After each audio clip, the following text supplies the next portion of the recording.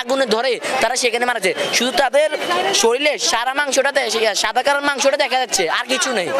অনেকের তো হাড্ডি দেখা যাচ্ছে, এমন অবস্থা হয়েছে। ঘটনাটা ঘটেছে আনুমানিক 12:30টার দিকে। তখন আমি বাসা ছিলাম, আমার বোনকে আমার আম্মু আনতে বলছিল। তখন আমি বাসা থেকে বেরো দেখলাম একটা বিকট আওয়াজ। তখন আমি দৌড়ে স্কুলে কলেজে এসে দেখি ধোঁয়া।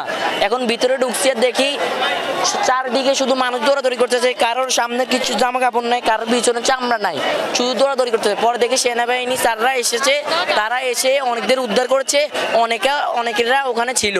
পরে 2 তলার ভিতরে কাউকে ঢুকতে দেয় নাই। পরে আমরা পিছনে গেট দিয়ে দেখি আমি জীবনে প্রথমে এটা দেখে অবাক, দেখি ডেস্কের সাথে ছেলেমেয়েরা আটকে আছে, কোনো মাংস নেই।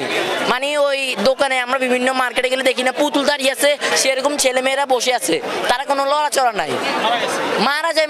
মানে তারা কোচিং করতে আছে, তারা ডেস্কের উপরে বসে আছে, সেই অবস্থায় তাদের উপরে মানে আগুনে ধরে তারা সেখানে মারা যায়। শুধু তাদের শরীরে সারা মাংসটা সাদা কালার মাংসটা দেখা যাচ্ছে, আর কিছু নেই। অনেকের তো হাড্ডি দেখা যাচ্ছে, এমন অবস্থা হয়েছে। পরে আমি আরো ভিতরে যাই, দেখি যে ভিতরে আপনার কিছু শিক্ষার্থী